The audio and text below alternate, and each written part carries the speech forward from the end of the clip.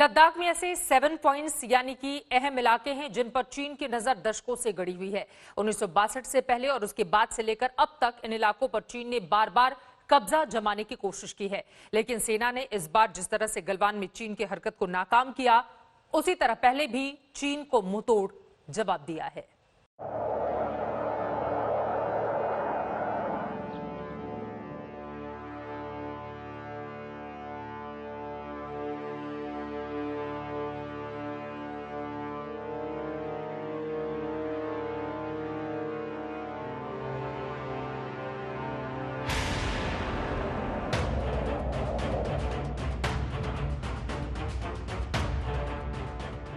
लद्दाख में भारत चीन के बीच हुई हिंसक झड़प के बाद तनाव और बढ़ गया है। दोनों तरफ से सैनिकों की तैनाती बढ़ाई जा रही है। सरहद तक रसद और जरूरी सामानों की सप्लाई में तेजी आई है। इन सब के बीच भारतीय सेना के जवान लद्दाख में कई अहम इलाकों में चीन के सामने आंख में आंख डाले खड़े हैं। लद्दाख के 7 ऐसे इलाके हैं जहां चीन बार बार कब्जा जमाने के लिए फौजी बिसात बिछाता है। एक बार फिर चीन ने लद्दाख के इन 7 इलाकों पर नजर गड़ाई तो भारत ने उसे सबक सिखाने का फैसला कर लिया। गलवान घाटी, पेंगोंग त्सो, तेपसांग घाटी, दौलत बेग ओल्डी, दुरबुक, चूमर, टेमचोक, ये वो 7 इलाके हैं जहां 1962 से पहले और उसके बाद से लेकर अब तक भारत चीन के बीच कई बार जबरदस्त टक्कर हुई है। गलवान घाटी पर चीन की नजरें बरसों से गड़ी हैं। इस बार उसने इसके सामने के इलाके में भारी तादाद में अपने सैनिकों की तैनाती कर दी। बातचीत की पैंतरेबाजी के बीच उसने नियंत्रण रेखा के हालातों को बदलने की कोशिश की, जिसका जवाब कर्नल संतोष बाबू और उनके बहादुर जवानों ने दिया। देश की रक्षा में 20 भारतीय सैनिकों ने शहादत दी, जबकि चीन के कई सैनिकों को जान गंवानी पड़ी, जिनकी संख्या कबूल करने से चीन अब तक कतरा रहा है। चीन की रणनीति यही है कि बिना लड़े वो जमीन ले ले, दूसरे को परास्त करने का प्रयास करे, लेकिन ये यहां हो नहीं रहा है। चीन ने जब घुसपैठ करने की कोशिश की तो कर्नल संतोष बाबू समेत भारतीय सेना के जवानों ने उनको पीछे तक खदेड़ा। हालांकि 20 हमारे भी सिपाही शहीद हुए, कहा जा रहा है 40 से 45 उनके भी इसमें शहीद हुए या घायल हुए। लेकिन जमीनी स्थिति देखिए, पेट्रोल पॉइंट 14 की जहां पर यह पूरा विवाद चल रहा है, भारतीय सेना डटकर उस पूरे क्षेत्र में इस समय तैनात है। जमीन हड़पने की चाल के तहत ही चीन ने लद्दाख के एक और बेहद अहम इलाके पर अपनी हदों को पार किया। ये इलाका है पेंगोंग त्सो का। झील के करीब हथेली के जैसी पहाड़ियां हैं। इन पहाड़ियों में उंगलियों की तरह उभरे हिस्से हैं, जिन्हें फिंगर्स कहा जाता है। इनकी संख्या 1 से 8 तक है। यहाँ LAC को लेकर चीन भारत का अपना अपना दावा है। अब तक भारतीय सैनिक मोटरबोट के जरिए झील में फिंगर 8 तक पेट्रोलिंग किया करते थे। इस बार चीन फिंगर 4 तक आया और यहीं पर उसने अपना कैंप बना लिया। इस बात को लेकर भारत चीन के सैनिकों में झड़प हुई और इस समय भी दोनों के बीच तनातनी बनी हुई है। तेपसांग घाटी किसी मैदान की तरह है। इसका अपना ही सामरिक महत्व है। ये अक्साई चीन के बेहद करीब है, जिस पर चीन का कब्जा है।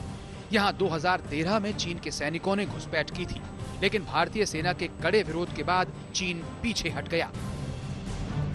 दौलत बेग ओल्डी ऐतिहासिक हवाई पट्टी है, जहां भारतीय वायुसेना ने पहले भी विमान उतारे हैं।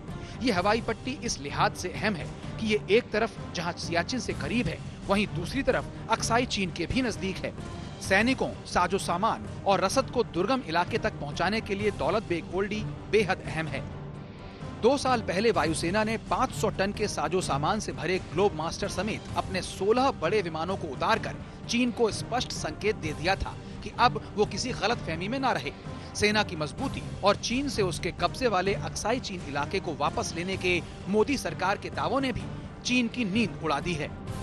मैं ये बात रिकॉर्ड पर रखना चाहता हूँ कि जब मैं सदन में जब जम्मू एंड कश्मीर राज्य बोला हूँ, तब पाक ऑक्यूपाई कश्मीर और अक्साई चीन दोनों इसका हिस्सा है।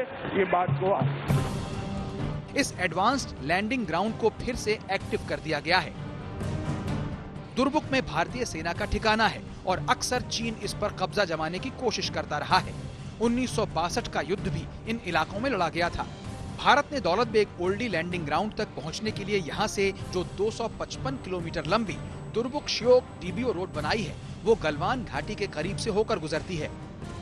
2013 में चीन और भारत के बीच चूमर को लेकर तनातनी हुई थी। चीन ने भारत की ओर से यहाँ बंकर बनाए जाने का विरोध किया था।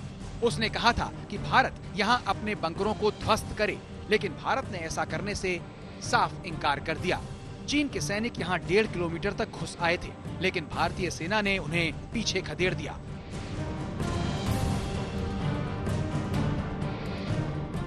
गलवान के करीब देमचोक में 1962 की जंग लड़ी गई थी। इस बार चीन की सेना ने एक बार फिर देमचोक में तैनाती बढ़ा दी और निर्माण भी किया। जवाब में भारतीय सेना ने भी उतनी ही बड़ी तादाद में सैनिकों को तैनात कर दिया है। भारत चीन विवाद की इन 7 जगहों पर एक बार फिर तनातनी है। हालात कैसे हैं, इसका अंदाजा इस बात से लगाया जा सकता है कि देमचोक और पेंगोंग के आसपास के गांवों को खाली कराया जा रहा है। वहीं श्रीनगर लेह हाईवे को असैनिक वाहनों की आवाजाही के लिए बंद कर दिया गया है। श्वेता सिंह के साथ गौरव सावंत, लेह आज तक। पूरे 45 दिन से चीन के सामने भारतीय सेना के जवान डटकर खड़े हैं। चीन की कोशिश थी कि वो भारत के अहम इलाकों को जोड़ने वाली सड़कों पर अपना कब्जा जमा ले, लेकिन चीन को अंदाजा हो गया कि ये 1962 का हिंदुस्तान नहीं है। इन 45 दिनों के दौरान भारतीय सेना चीन को बराबरी का टक्कर दे रही है।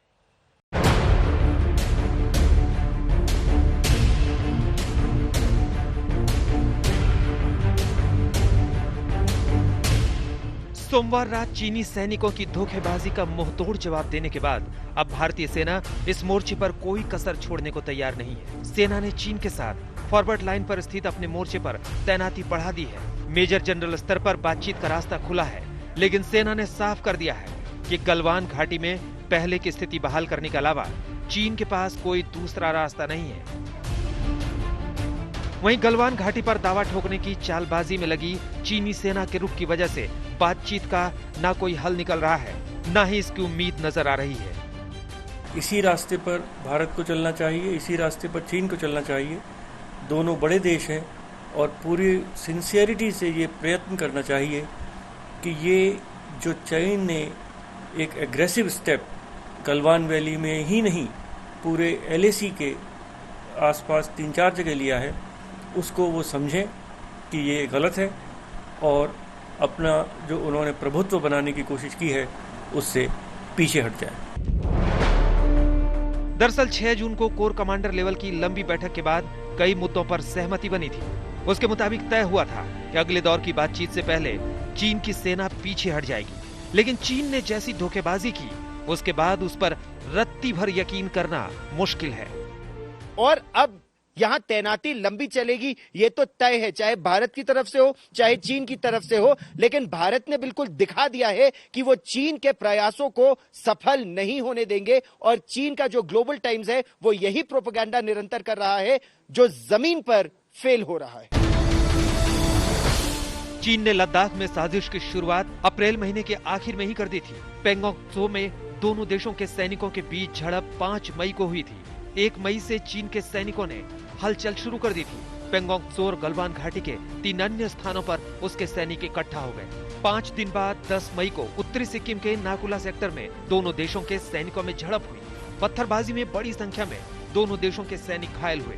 इस खबर के सामने आने पर 5 मई की झड़प का पता चला, जिसकी जानकारी बाहर नहीं आई थी। इसके बाद लद्दाख में LAC के करीब चीन के हेलीकॉप्टर देखे गए। धीरे धीरे गलवान घाटी के उस पार चीन के टेंट की संख्या बढ़ने लगी। कुछ दिनों के भीतर उसने भारी तादाद में सैनिकों को तैनात कर दिया। यही नहीं, मिलिट्री कमांड की व्यवस्था कर ली और एंटी एयरक्राफ्ट गन तक तैनात कर दिए। एक सेमी सर्कुलर फॉर्म में एकदम मिलिट्री फॉर्मेशन में चीन ने लगा रखे हैं।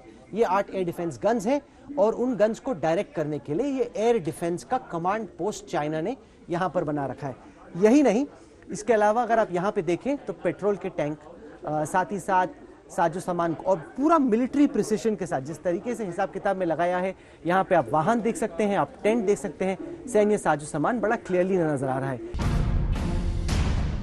भारत ने भी उतने ही बड़े पैमाने पर सैनिक तैनात कर दिए, तोपों को भी लगा दिया और वायुसेना के विमानों ने उड़ान भरना शुरू कर दिया। दूसरी तरफ चीन की हरकतें बढ़ती जा रही थी और धीरे धीरे ये बात सामने आ रही थी कि उसने अपने सैनिकों को लंबी तैनाती के लिए इकट्ठा किया है। उसने केवल टेंट ही नहीं लगाए बल्कि कुछ ऐसे हट भी बनाए जहां ऑक्सीजन का भी इंतजाम था। दूसरी तरफ वो भारत को धोखे में रखने के लिए बातचीत की पैंतरेबाजी करता रहा, लेकिन उसकी मंशा तब साफ हो गई जब उसने पेट्रोल पॉइंट 14 पर अस्थायी निर्माण शुरू कर दिया। इसी का विरोध कर्नल संतोष बाबू और उनके सैनिकों ने किया था, लेकिन घातक हथियारों से लैस चीन के सैनिकों ने कबायलियों की तरह भारतीय सैनिकों पर हमला कर दिया। जब चीन ने विश्वासघात किया तो अब उसके साथ हथियार न रखने के हुए समझौते को बदलने की मांग उठ रही है। शिवाजी जब अफजल से मिलने गए थे, अफजल खान से, तो अपने आप को पूरी तरह से हथियार के साथ सुरक्षित करके गए थे।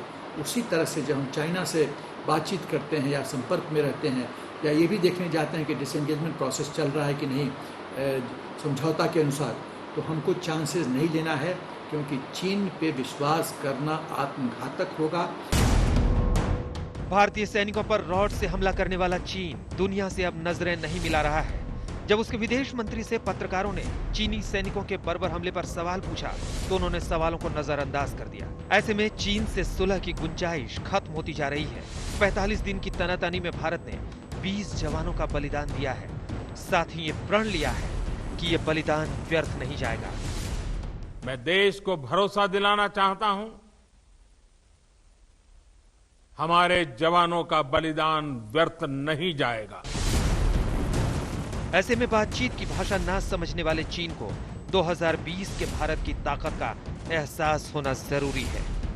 गौरव सावंत के साथ श्वेता सिंह, लेह, आज तक।